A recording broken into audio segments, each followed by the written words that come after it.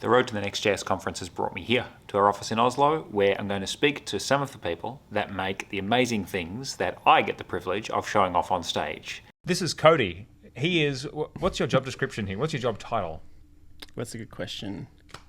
I'm a staff engineer on the Create team, so I maintain our Next.js integration and our tooling around visual editing and a presentation tool. Super. Yeah, so we take the stuff, your content, and then we make sure that the experience of actually using that data in your application is good, especially on the frameworks that our customers use the most. Mm-hmm.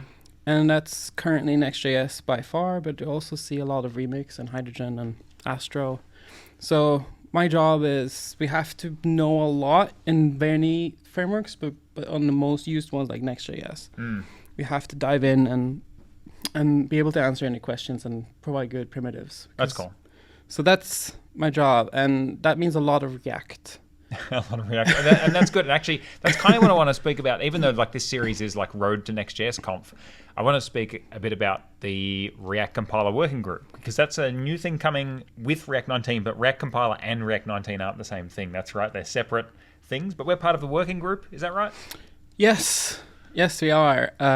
When they announced it and announced the working group, we were already looking into ways of how we could solve performance issues in React, and we kind of felt like we hit the ceiling of what you can do with the tools that are available. We even looked into some tools like Million, I think it's called Million.js. Million.js, yeah. And what you can do with the official linters and strict mode in React and all that stuff. But we still had so many cases where took so much work to find out what was causing the issues, and the tooling didn't help you, didn't stop someone from doing something they shouldn't. So when they announced the compiler, that seemed like a huge potential win for us, because with... This is primarily with the Studio application, isn't it? Because that's like a really complex React app, or is this the compiler has benefits beyond the Studio everywhere app? We have React, Okay. honestly, but Cool. definitely in the Studio the most, because we don't want people to spend time performance optimizing their custom Studio code. We just want it to always be fast. And the compiler will let us do that. But it's also for our own applications, like the manage dashboard, a website, create, and all that stuff, where the really fascinating thing about the compiler is that since it's made by Meta to solve the hardest problems in their code base, it happens to be the hardest problems for us too, which is re-render performance. Yeah. Because like the performance for first renders, they have a lot of good patterns for those already. It makes use of caching. Like React Query does that really well, and there's a lot of libraries that handle that, so you can speed up cold starts and mount performance and all that kind of stuff. But where we were really struggling was, why is editing an input slow? Yeah. And that's not an easy answer to that, because it's like a cascade of renders that happen, right? So And those performance problems, they like magically disappear with the React compiler, or is it required some extra work for us to make some changes? That's a very good question, because in a world where the code that you write is already following the rules of React and how React is written to how it's meant to be used in a way, then yes, it just works, and it just makes stuff fast, and you don't have to, and you get some really nice bonuses like not needing to use callback or React memo or use memo anymore, but also it does all this stuff that you never even thought about optimizing or wanted to. Yeah, right. Like, so it's more than just not needing to use, like, getting rid of all callbacks and memos is as far as I know about the compiler, but you're saying like it goes much deeper than that, right? It does. It will take your entire JSX render tree. So if there's only one little thing in the deep tree of stuff that re-renders, then it preserves all the other stuff that didn't change, and you don't have to do anything to get that for free. And on top of that, you can actually use it for React 18, but it's faster in 19 because it has a new hook that you are not allowed to call yourself. Only the compiler can call it. And it has like low-level access for memorizations that are more efficient and live longer than the existing hooks. So when they announced it and we saw the potential, and we also gave it a quick test. Espen tested it on the Studio Code base, and we did it. I think he tested it there at React Conf when it was announced, because I was there at React Conf as well, and I'm pretty sure he tested it like on the day. Yeah, and the thing that made us want to join the working group right away was pretty surprising, because you test a plugin, right, and it makes stuff faster. Cool, but React 19, there's some paths to use it for React 18, but that's only for our own apps, right? We can't ship a compiled Sanity Studio on React 18 in a safe way, because then you can't use React 19 on that anymore, because then we have to polyfill an API we shouldn't. But we could do that kind of stuff for an application you are going to upgrade to 19 later, like the ones we host. But the compiler is not just optimizing your code, it has a new linter. And what's really fascinating about the new linter is that it's designed to point out the unsafe parts of your code that it can't optimize, and that you can fix so it can optimize it. So there's plenty of steps, things that the compiler will be like, I'm not going to try and optimize it, because it has a lot of checks. For example, if you have an existing use memo instance and you use that as a dependency in a use effect, it will check that the way it optimizes this, it doesn't change how often it changes. So it might cause your use effect to either call far less than before, which could create bugs, or much more often. And then it will just not optimize it. The linter won't tell you about that, because that's like this thing where you shouldn't try and tweak the compiler, because later it might support that case. Yeah, right. But also, there's still the opportunity that the compiler might like memoize and improve things that, like, it still has some room to go potentially. Yes. Yeah, right. But the thing it did that made me like, we need to get in the working group, is that it pointed out all these things that the other linters can't point out, that works fine when you use React regular, because React is really good at it. It's like, it tries really hard to make sure that you will get eventual consistency in the UI, no matter how many rules you break along the way. As long as you eventually get a render where all the state and the refs and everything is correct, right, so it will work. So because React's very forgiving is probably yes, why it's so easy to create something that's got bad performance, right? Yeah. So there's only one linter that tries to do something about it, and it's also the one that people have ignored the most and added ESLint disable next line the most, and that's a React hooks. And the rule of dependencies in a use effect. I think I've seen Michael Jackson tweeting about this in the last few days, is that there's like code bases out there with hundreds of that that ESLint disable instance out there. Yes. So that's the kind of thing that the compiler will be like, okay, if you disable those rules, it will not optimize it, and it will call it out, because you should fix those, because you enter this uncanny land of it doesn't actually know what the intent is, since you didn't, for some reason, declare all the dependencies. It doesn't know what those dependencies are. It can't differentiate, oh, you're doing a telemetry call where you want to see the current URL, but you're only logging it once.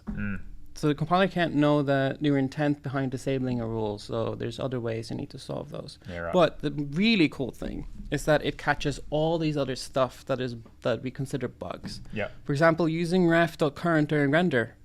It shouldn't do that. Yeah. Because it can lag behind, and it can be written to between render cycles. And it has a lot of other cases where it'll be like, can't optimize this because you break one of the rules. So what we saw is that in the long term, the compiler will make our stuff faster. But in the short term, it will help us find all these bugs that no other tool is reporting right now. And that's how we had to jump on it right away. So there could have been improvements if we had just had the linter and not the compiler. Yeah, for sure. Right, because it's pointing out the things you should not have been doing. Yeah, and it keeps getting better too. Like the ref.current example I just mentioned landed very recently, and it's not finished yet. But there's a bunch of other cases, such as, you have a use memo that writes to a variable that is declared on top level scope. It's not safe.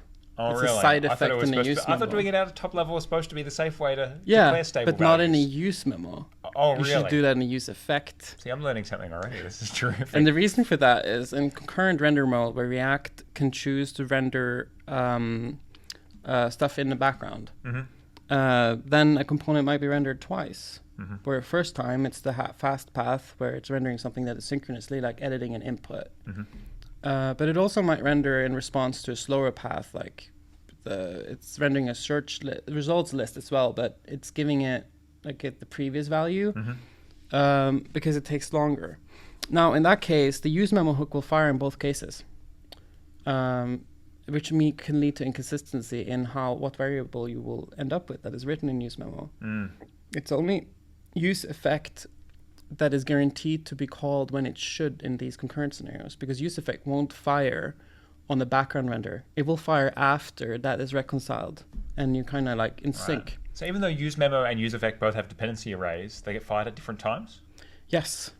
So I would never have in a million years have guessed that or even known that. And the compiler tells you when you break those rules. Yeah, when you onboard to the compiler, like the most effective way I've seen is that you first, because they link to it, like get really familiar with the new docs they have on the rules of React and like on hooks and actually understanding them.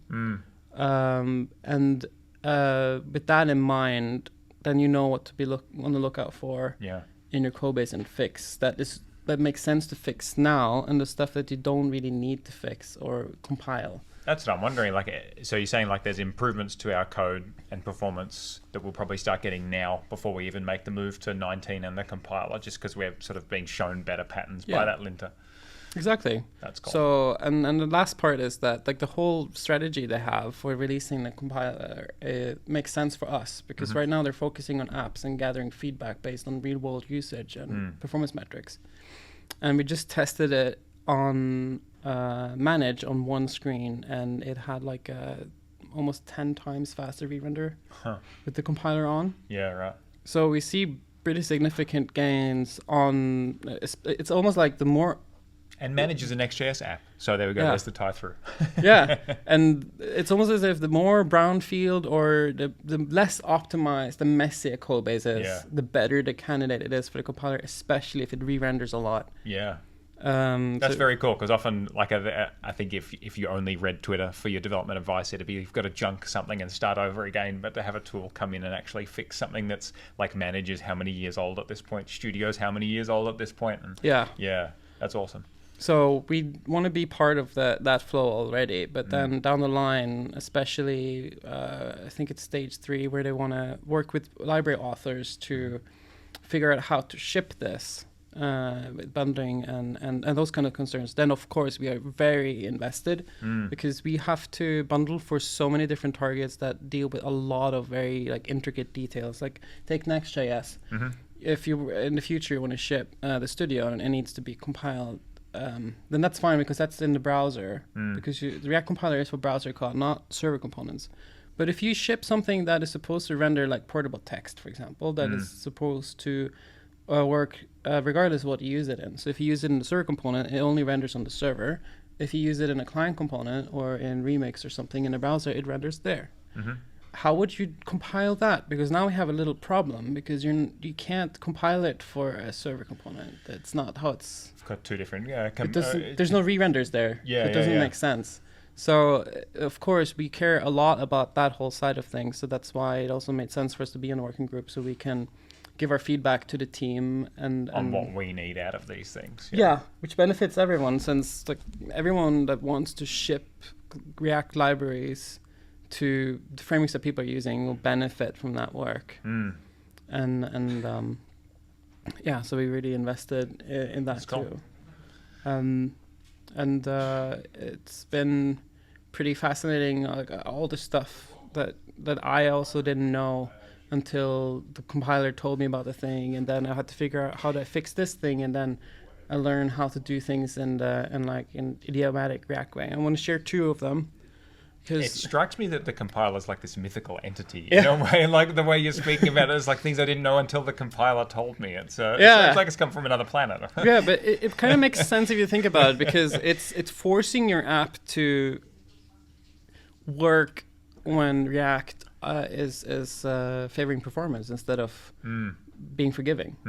So that is a very different world, and if you really think about it, it makes sense because it's from like the perspective React strict mode about seriously. Because when you think about the original promise of React was that you live in a jQuery world and you're tired of writing inner text equals when you change something. Here's a new thing where you can pretend that you render all the time and it's like inner HTML equals and then like all of it. But it's not actually, but your mental model is given this input, I want this output. And when you have that in mind, the challenge with React is that you want to help people write correct and fast code, but you don't want people to need a PhD on how to use a React profiler, which we do, by the way. We recently sent the PR that allows the profiler to handle way more data than it used to, because when we performance profile the studio, for example, it would just crash after a few seconds because there's so much data. So and that's like another like real world app sort of thing. At Sanity, we had to fix the React dev tools so it could view all the data we need to look at to optimize the app. All right, that's the level that's the bar. That's the sort of payload we're dealing with. Massive. So the point though is that you don't want people to do that. You don't want people to be experts in using the React profiler to be productive. You want them to be in the simple mindset, but then have the right guardrails to nudge them into correct code, and then the compiler makes it fast. Yeah. And that's a difficult field to navigate for sure, because what I've seen is that people will even write blog posts about, oh yeah, you do this thing in a use effect. You should use a ref callback instead. If you see a tweet from someone like that, unfollow them. Garbage advice. What if ChatGPT tells me to do that? Well, that's the problem. Those blog posts get picked up by ChatGPT. Yeah, ChatGPT read those same tweets and blog posts and also think it's true. So that's a big problem we have. So the two gotcha things I learned from Compiler I want to share is that, first of all, have you ever needed to merge a ref? I haven't. It's a library problem. So there's a lot of hooks for this. Like use, merge refs, where the whole problem is I want to have a use ref in my button component because I need to do some stuff on a DOM node. But I want to allow the parent component to also access that ref. Is this how they get rid of forward ref? If this is the... Yeah. This is the forward ref gives you the ref the parent wants to use. Okay. Which one do you put on the ref attribute? Right. The right answer is the use ref. And then you use this other hook that for the longest time only had very little documentation that showed here's how we can expose like something like a focus method on the parent on the ref. It's use imperative handle. You can just give it the parent ref, and then as argument number one, and then argument number two is the ref you're using, and then there you go, merged. There's so many libraries that don't even libraries don't know that, and they have to write their own logic. And all along, React had a first-class method of doing it. And the other gotcha I learned is that there's a that you can't use, like I mentioned earlier, that you really need to make sure that side effects are in use effect or in one of these hooks or in a ref callback, and only thinking about use memo and use callback as pure optimizations. You can't have logic in there that are reliant on when a dependency change. In theory, you should be able to delete that code and everything should still work the same. It's just slower. And that was a big gotcha. Because, yeah, because sometimes you want to be clever, right? And be like, well, this use memo only runs when it changes. So I could do a little optimization here. And I'm like, no, don't do that. Right. So it should only be like if it's like an asynchronous, you can't do asynchronous in a use effect. But like what's an example of doing something that's going to take time but shouldn't change depending on logic? Is that what you're saying? Like it shouldn't, the outside world shouldn't affect that, but the dependency array should keep it updated? I'm trying to get my head around what's the use case where use memo is useful then. Yeah, let's say something like in the case of purple text editor, we have to modify something globally, like the Slate editor instance. Okay. Right, so you've got a huge like a UI library rendered in the page already, and you want to change the configuration of that in some significant way. So that's something that should be done in a use effect.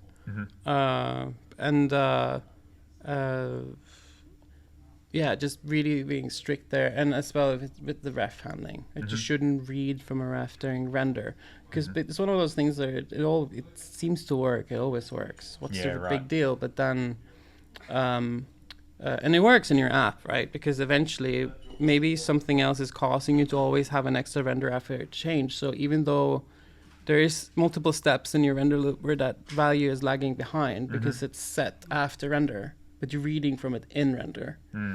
That's not a problem because maybe something else sets a state and it re-renders anyway, and by then the UI is correct. But when you have something like the compiler that wants to like reduce the total re-renders to only when it's strictly necessary, now you have a problem, because it will make that re-render that I talked about earlier, that is a side effect. Its job is to eliminate those, you know? So now suddenly this lagging thing becomes a problem.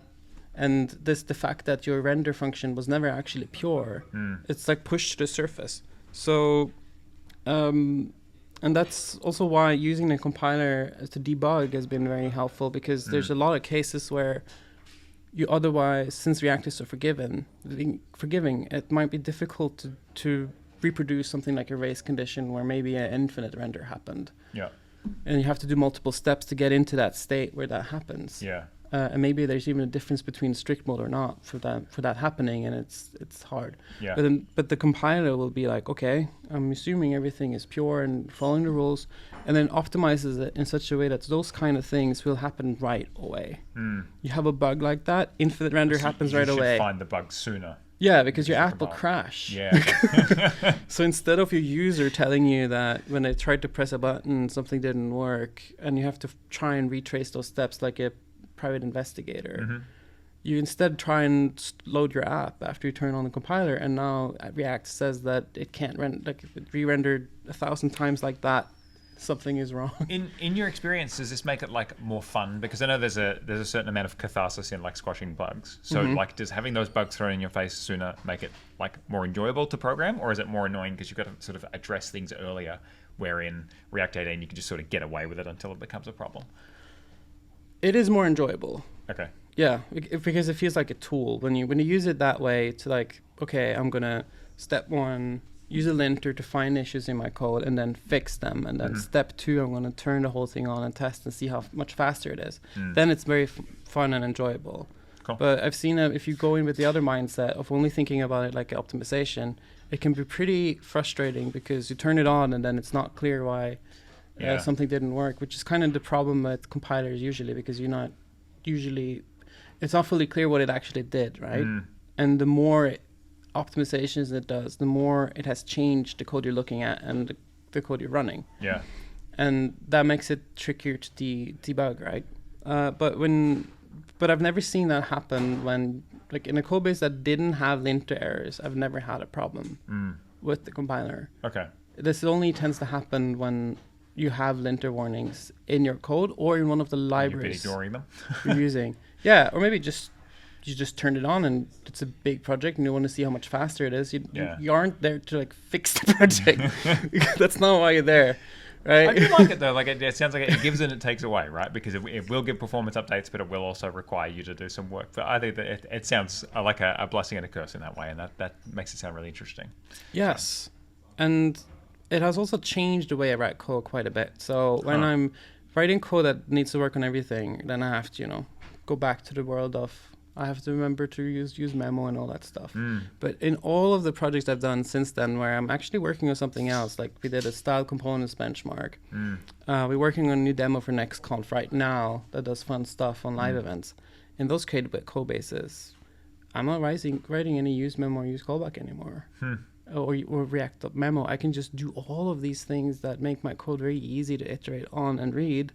Like just do all stuff in render mapping and breaking all of those rules for performance. Yeah. That is because the compiler's taking care of it, or because you're writing. Yeah. Okay. Cool. Which is awesome. Yeah. Because my code is just fast and I can actually focus on what I was doing there. So for greenfield stuff, the compiler is really excellent. Yeah. Yeah. Wow. Yeah. React's getting really good at version 19. Yes.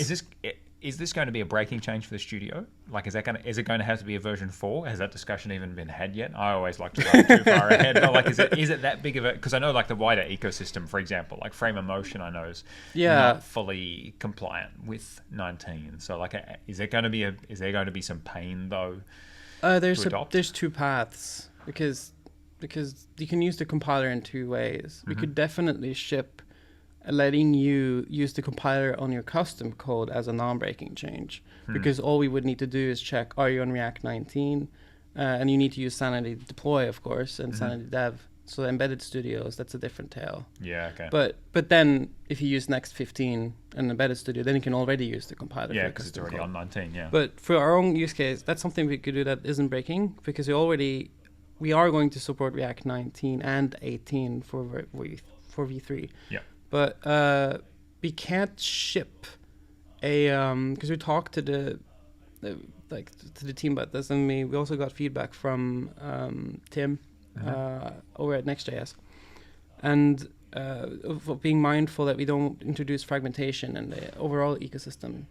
And the fragmentation we want to avoid is shipping libraries that tries to support both 18 and 19 applications with the same shipped NPM package, that they could switch between giving you on 19 the compile code, and on 18 then we don't have we can't compile.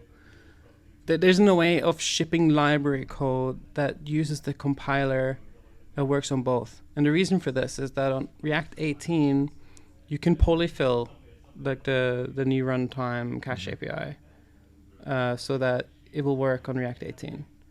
But now, if you use that library on React 19, then that library is no longer it won't use the new runtime in 19. Right. And doing it this way is only recommended for apps that you are going to upgrade to 19. You don't want to publish code to NPM that uses this pattern, because code on NPM never dies. Yeah. Has this just like added another layer of complexity to distributing libraries? It is if you want to support both, Right. and that's what I'm getting at. Like but if we just said, okay, everything's a major, and like every plugin, every release is a... But, and the compiler is still alpha, and it's probably going to be for long after 19. So the most likely scenario is that when we want to use React 19 APIs in general in the studio, which will require a breaking change anyway, then supporting the compiler after that won't be breaking. But we definitely have to make that the baseline, and I don't see a way of how we could do that in a way that wouldn't be risky. Because if you try to use React 19 APIs, for example, and still support 18, then it's so easy to forget that the code you're actually testing is the code that is stable. So if we develop the studio on 19 and we run a test suite on that, the developers will use that in their day-to-day. But in theory, we allow you to use 18. People on 18 is going to face all these issues that were never caught, because no one at Sanity, or most people at Sanity, won't have the capacity to do that. It is super expensive if you're going to run everything twice on each React major. So you end up with a bunch of complexity that is it kind of outweighs the benefit, because on the other side, like upgrading to React 19 in general, in our experience, has been pretty straightforward. There's only a few exceptions that I think is pretty well known. For example, if you use something like React 3 Fiber, or a library that has used React internals, you need a new major of those as well. So, but those are already available. And then as long as you, today on React 18.3, if you use strict mode and test your app in strict mode in that version, and you don't have any warnings, you can just update. Okay. Cool. And then you're done. So like the migration path in userland to React 19 for us is mostly a concern of looking at the kind of libraries that people use in their studios and waiting for those to have a migration path to 19. But then it makes a lot of sense to use that, because React 19 is really awesome. Like honestly, it has so many new hooks related to dealing with async state, way beyond what 18 has with suspense. Like the fact that you can call start transition with an async function, and it can do whatever in there, and then React tracks the state. No more use state pending. You don't need the use state to track pending anymore. Form state, form submission state. I think what I really like, I haven't got to use it yet, but I do like that those optimistic states, the final state is the actual state. Yeah. Where like I really like fetches in Remix, but you end up having to handle the state client side after the operation. But as I understand in React, like it blows away the old state, and the final state is what the actual state is. You're not. Yeah. It doesn't hand it off to you to keep in sync. I think that if I were to sum up React 19 in like one sentence, is that it's getting us out of use effect hell. That's what it does. All this stuff you had to use use effect for, and then use state. We kind of end up using use effect for everything, and and always getting criticized for using it at all. I feel like you had to use it, but everyone's like, oh, you shouldn't be using use effects. You shouldn't follow those as well, because people that say don't use this thing, you should use this thing, saw a problem, and it just so much nuance is lost. I think instead of saying don't use effect, people should just say use tan stack stuff, or use a framework like use a better Remix. abstraction that's going to do it right under the hood. That solves data fetching. Use that. Yeah. Don't be afraid of using use effect. Use effect is awesome, but it's better when it's for the things that aren't solved by those things. Like don't be afraid of using use effect. I think that's a podcast title right there. Yeah. And don't listen to people that tell you what not to use. Listen to those that tell you what to use. Yeah. I like it. It's much more useful. I'm tired of those. Oh, I shouldn't use this anymore. What should I use? It's not like it is more interesting to give people a solution rather than the hand slap, like the don't do this. Yeah, like the do this is much better. Or don't say I don't like this. Say I like this. Yeah, talk about the pit of success and push people in it instead of scaring people with the pit of despair. The pit of use effect. Yeah. Yes. So that's cool. Yeah. We've got to wrap up, but topic change. I feel like it's finally happened. I feel like people are starting to get React server components. Do you agree with that? I feel like there's this general vibe that we've finally... It's funny, it seemed to be the most inscrutable thing for the longest time. Didn't matter how many blogs I read, conference talks I watched. I'm like, okay, I think I get it, but I'm not... But I feel like it's just like stateless components that do data fetching. Is that... And you can pass them in as... You can compose them as children in a React app like any other. Like, that's my... Like, where's the elevator pitch? The one-sentence explanation of RSCs. That's it to me. Is there anything you want to say on the topic? Yes. I saw a great... That we can do in like less than 5 minutes? Of course. I saw a tweet that had a really good summarization of it. It's like a new serialization format for the UI. Okay. That you can then just rehydrate. And it doesn't matter where it's coming from. And like server components in Next.js, I think most people are aware of just the base model of how the server component renders, and then it's given as props to client components. So it's done like a regular fetch, but you can also do it like Vercel is doing in an AI package. You can call a server action and return components and render that. So you can call an async function. Between components, did you say? Yeah. Yeah. You can call in other words, you can call an async function and it returns React components, and you can just render that response in your component, which means you have two-way communication. Yeah, right. So you can give it some stuff, and then it can render some different stuff, and so we haven't really seen people take advantage of this version yet.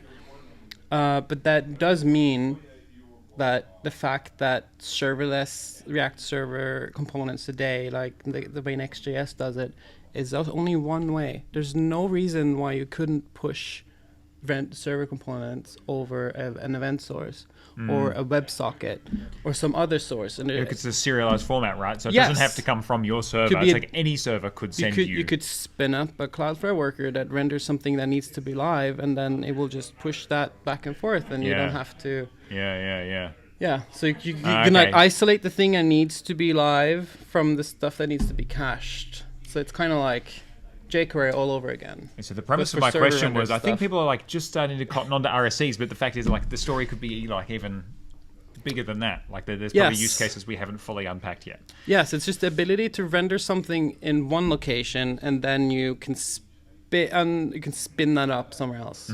And the receiving app knows what to do with that payload, whether it came from the server or from another server or down the wire somehow. The client components is especially powerful, because that means you could spin up something that was defined over here, and then this one loads and then renders dynamically. So we have only begun to see that potential. But down the line, what this means is that the world where you have to pay all these costs up front, like I want to do this thing in the browser, and now my bundle is much bigger, that's something that's going to become a thing of the past. Yeah. So if you have something heavy, let's say a code formatter. Portable text is like a big one for that, isn't it? Like, because we have to send a serializer. Like, here's all the components. Here's what to do in every instance of every conceivable bit of data, and we always have to sort of send that to the browser currently, don't we?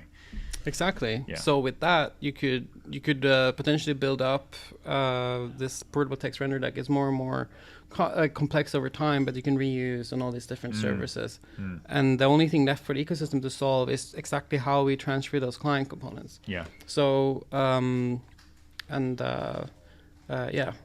not going to spill any beans on what they're going to show at Next.conf. This is a tease it for the next thing, but that's really cool. But it's very exciting. I really have to go, but this is awesome. Thank you very much for your time. I didn't have a wrap up in mind, so I'm just gonna hit stop recording.